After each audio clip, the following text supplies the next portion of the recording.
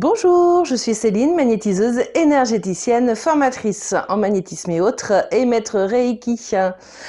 Aujourd'hui, j'ai envie de vous parler un petit peu de Reiki. Ça va changer parce que tout simplement, j'ai quelques personnes qui se posent donc des questions sur le Reiki.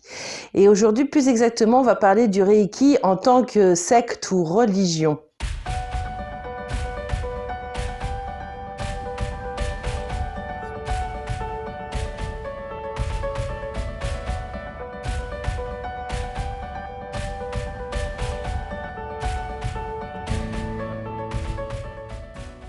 Donc avant de vous parler de Reiki, écoutez, je vous invite donc à simplement vous abonner à ma chaîne, sans oublier la petite clochette pour être au courant de toutes les nouvelles vidéos. Donc aujourd'hui, j'ai décidé de parler de Reiki parce qu'il y en a beaucoup qui se posent la question si c'est une secte, si c'est une religion. Et donc il y a beaucoup de peurs, de croyances qui sont donc derrière cela. Et surtout qu'il y a certaines vidéos qui peuvent aussi aller sur le net et qui va pas du tout dans le sens de ce qu'est réellement donc le Reiki. Et c'est pour ça que je voulais donc intervenir un petit peu là-dessus. Alors non, le Reiki n'est pas une religion, puisque voilà, on ne fait appel à aucun prophète, on fait appel à simplement l'énergie universelle de vie, comme beaucoup d'autres pratiques d'ailleurs lorsqu'on fait donc des séances en énergétique. Ce n'est pas donc non plus donc une secte, puisque effectivement chacun est libre de faire ce qu'il veut après avoir été initié donc en Reiki. Mais bien sûr, comme dans tout, mais je dis bien dans tout, il peut y avoir donc des dérives que même je vois en tant que magnétiseur. Voilà, les journaux, qu'est-ce qui parle au niveau des magnétiseurs? C'est souvent ceux qui abusent. Les personnes, souvent, voilà, c'est toujours dans le côté négatif. Pareil pour le Reiki, eh bien, c'est toujours voilà le côté négatif. Alors, il y en a certains qui vont dire oui, ça amène des vortex, oui, ça amène donc des entités, ce genre de choses. Alors moi, je vais surtout poser la question par rapport à la personne qui initie, par exemple, ou la personne qui pratique le Reiki. C'est surtout comment elle est intérieurement pour qu'il y ait des entités qui viennent, pour que, effectivement, il y a des choses qui sont pas top, qui se créent. Et d'ailleurs, la majorité des personnes qui peuvent critiquer le Reiki, ce sont souvent des personnes qui n'ont pas essayé, tout simplement. Et d'ailleurs, ils se le disent, oui, vous allez me dire que je n'ai pas essayé. Ben oui, tu n'as pas essayé. Finalement, tu as eu que des oui-dire. Et du coup, ça a créé une croyance. Et qu'est-ce qui se passe quand on a des croyances? Par loi de résonance, qu'on appelle loi d'attraction, et tu vas attirer à toi donc des personnes qui, tout simplement, auront eu des mauvaises expériences avec le Reiki. Mais heureusement, à côté de ça, il y a de très belles expériences aussi. Et c'est ça qui est donc important donc à comprendre et à voir. Déjà, personnellement, donc je suis maître Reiki. Mais j'ai eu un parcours un peu atypique, comme c'est étonnant, dans mon domaine atypique au niveau déjà du Reiki. J'ai eu 3 maîtres Reiki qui m'ont fait passer donc mes 4 degrés. J'ai eu un premier maître qui m'a fait passer mon premier et mon deuxième Reiki. J'ai eu un deuxième maître Reiki qui m'a fait passer, on va dire, un degré et demi jusqu'à mon 3e degré. Et j'ai eu un autre maître Reiki pour passer ma maîtrise. Pourquoi j'ai changé autant? Parce que tout simplement, je n'étais plus en accord avec ce que proposait, on va dire, chaque maître Reiki. Tout simplement parce que j'avais mes propres guidances, j'avais mes propres, on va dire, intuitions par rapport aux énergies, et que effectivement, quelque part, les énergies, elles évoluent tout le temps. Donc rester donc sur quelque chose de très traditionnel, ça me convenait pas parce qu'effectivement je voyais qu'il y avait autre chose et d'autres possibilités. Mon deuxième maître Reiki m'a montré plein de choses qu'on pouvait faire avec le Reiki et c'était super intéressant, en particulier comme les nœuds de mémoire, quand on peut travailler sur ses propres traumatismes, que ça soit dans cette vie, dans des vies déjà incarnées, c'est génial. Donc du coup il m'a énormément apporté, mais au bout d'un moment effectivement je sentais que j'étais plus du tout en accord avec ces énergies. Parce que effectivement il y avait quelque part une envie de pouvoir sur les autres, chose que voilà normalement on ne doit pas avoir en Reiki. Si on fait voilà des initiations en Reiki, c'est pour permettre à tout à chacun d'être autonome. En tout cas, moi c'est ma conception du Reiki. Et puis, la troisième personne, ça a été celle qui m'a permis d'être maître Reiki, qui avait donc le même cheminement, je dirais, que les autres, et plus particulièrement qu'avec mon deuxième maître Reiki, puisqu'ils avaient eu la même maître Reiki. Ils étaient donc en même temps, d'ailleurs, pendant les stages avec cette personne-là. Et en fait, effectivement, elle a pu voir que il y avait d'autres choses. Elle-même faisait encore autre chose que ce qu'on lui avait appris. Donc ça a été un petit peu aussi ce qui m'a permis de comprendre que en fait, voilà, et il faut vraiment vivre avec son temps. Et d'ailleurs, c'est une des choses que je peux indiquer lorsque j'initie donc le Reiki, en particulier le Reiki 1, c'est que il faut évoluer avec son temps. Et ça, c'est dans tous les domaines, et dans le domaine de l'énergétique aussi. C'est pareil, j'ai une conception donc des énergies qui des fois peut, je dirais, déranger. Dans le sens où pour moi, Reiki, magnétisme, alors Laoshi, puisque j'ai été aussi initiée au Laoshi, à triangle d'or d'Isis, tout ça, mais en fait, c'est la même chose. Pourquoi je dis ça? C'est simplement que tout ça provient d'une même source. Voilà, d'ailleurs, on appelle ça souvent la source. Et oui, toutes ces énergies, ça vient de là. C'est juste que, selon, on va dire, ce qui nous appelle, on va aller sur une méthode plus qu'une autre, tout simplement. Et quand je vois par exemple Triangle d'or d'Isis, moi j'aime beaucoup le faire, surtout quand je suis en séance énergétique. Il est très très intéressant. En fait, on fait appel à une partie de la source. La source qui s'est aussi incarnée en tant que Isis, qui s'est aussi incarnée en tant que Laoshi, qui s'est aussi incarnée en tant que de maître Usui. Il s'est aussi incarné en vous, en moi. C'est pour ça que pour moi, tout provient de la même source. Voilà. Et pour moi, quand je fais du magnétisme, du Reiki, j'utilise les mêmes énergies.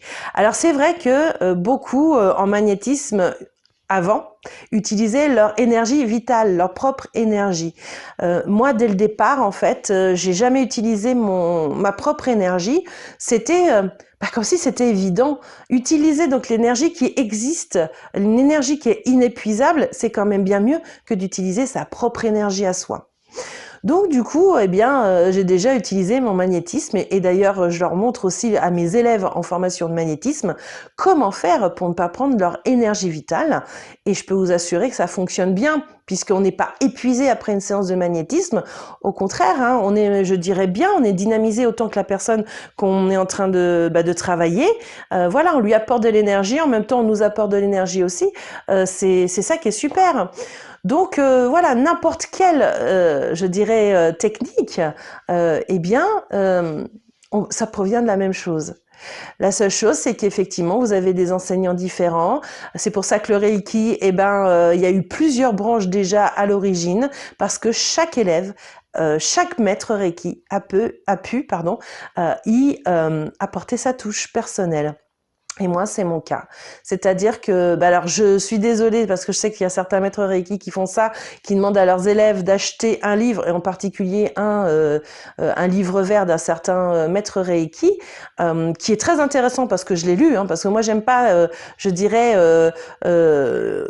juger. J'aime bien, en tout cas, je dirais expérimenter, j'en parle souvent. D'ailleurs, j'ai parlé récemment donc sur une vidéo des expériences et des fameux échecs. Donc moi, j'aime bien en fait regarder, et c'est pour ça que souvent j'ai des bouquins tels que par exemple être maître Reiki pour moins de 20 €. Donc là, j'ai regardé aussi. Moi, je voulais pas mourir bête. Je me suis dit mais pourquoi elle dit ça? Donc je l'ai acheté ce livre-là. Et en fait, je me suis aperçue que oui, c'est sûr que c'est intéressant parce qu'effectivement, donc ça reste le Reiki basique quelque part. Maintenant, effectivement, quand on est en présentiel, on peut travailler sur beaucoup plus de choses. Effectivement, dans ce que je propose moi en stage de Reiki, il y a beaucoup plus que ce qui est présenté dans le livre. Mais j'aime beaucoup ce livre-là. Il s'appelle d'ailleurs Christophe Roux, et j'ai eu la chance de pouvoir converser par mail avec lui. Et je le remercie d'ailleurs là-dessus, puisque justement, dans mon cheminement en tant que maître Reiki, je me suis beaucoup posé des questions sur les initiations. Il faut savoir qu'au départ, eh bien moi quand j'ai appris et quand mes maîtres me le faisaient, eh bien il y avait par exemple 4 initiations au premier degré. 4 initiations, je me suis dit que ça fait quand même beaucoup. Ça peut durer longtemps. Alors, ça dépend aussi du nombre d'initiés qu'il y a. Moi, personnellement, j'ai pas au-delà de 4 parce que sinon, effectivement, c'est infaisable après. Le temps de faire de la théorie, le temps de faire de la pratique, parce que je tiens absolument à ce que les personnes fassent de la pratique, parce que c'est bien de donner des informations, mais s'ils ne pratiquent pas, c'est vrai qu'il y a toujours un manque. Et d'ailleurs, j'ai beaucoup de personnes qui ont fait leur premier degré avec quelqu'un et qui finalement viennent chez moi parce qu'ils se sentent pas complets. Ils ont été obligés, par exemple, de chercher eux-mêmes comment faire un traitement, un autotraitement. Voilà, en fait, on leur a donné pas toutes les informations et tout a été misé sur les initiations. Or, comme je l'ai dit tout à l'heure, les énergies ont beaucoup évolué. Et pareil dans le domaine des initiations. Christophe Roux m'avait dit qu'effectivement, à la base, pourquoi il y avait 4 initiations, c'est parce que le Reiki se faisait sur 4 jours. Donc, soit une initiation par journée. Et dans le monde occidental, eh bien, on a récupéré ça pour faire 4 initiations sur 2 journées. Donc, ça paraît donc énorme.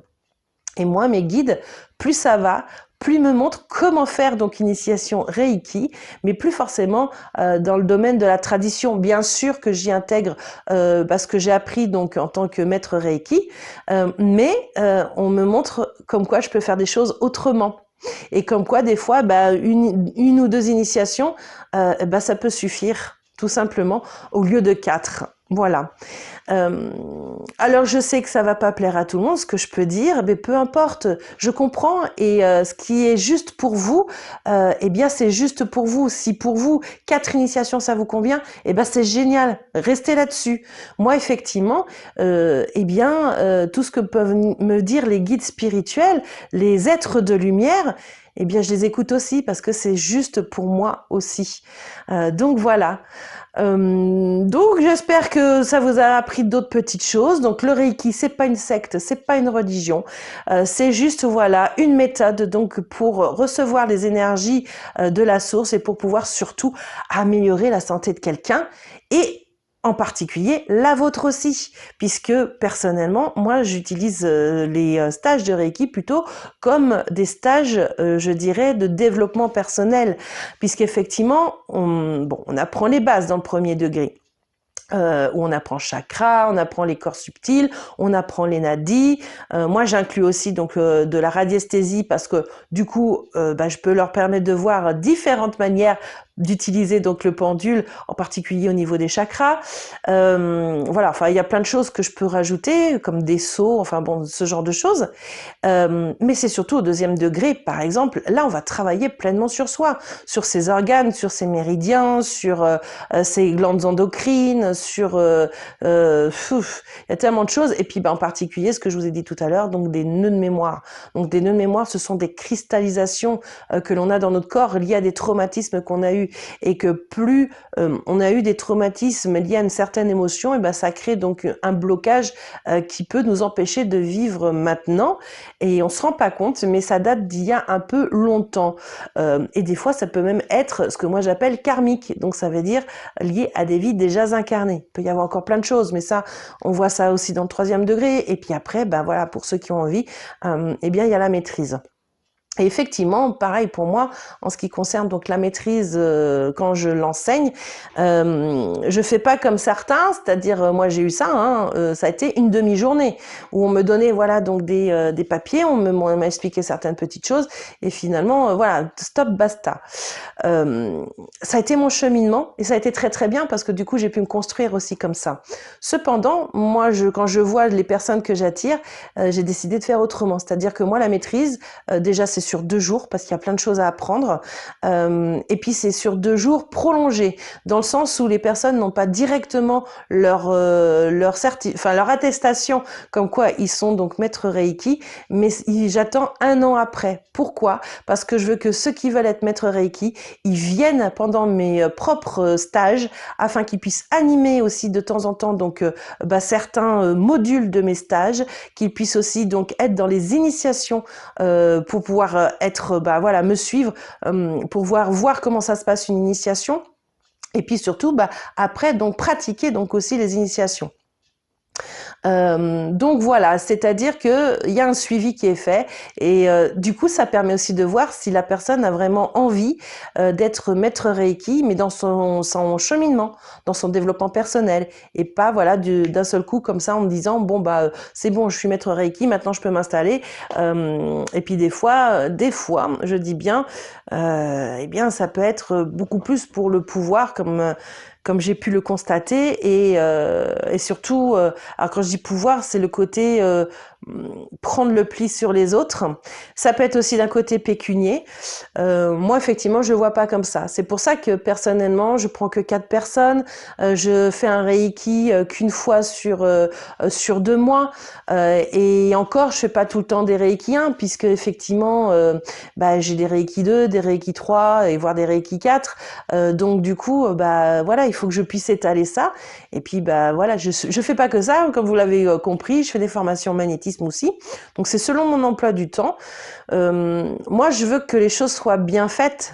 Que on sache maîtriser les énergies, mais quand je dis maîtriser les énergies, c'est surtout savoir les capter pour les amener vers la personne à qui vous devez faire une séance et savoir où les placer et placer ces énergies. Voilà.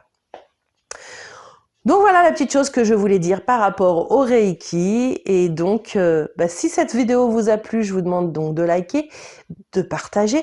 Et comme d'habitude, je vous souhaite une belle journée ou une belle soirée selon le moment où vous allez voir cette vidéo. Et je vous dis à très bientôt. Ciao, ciao!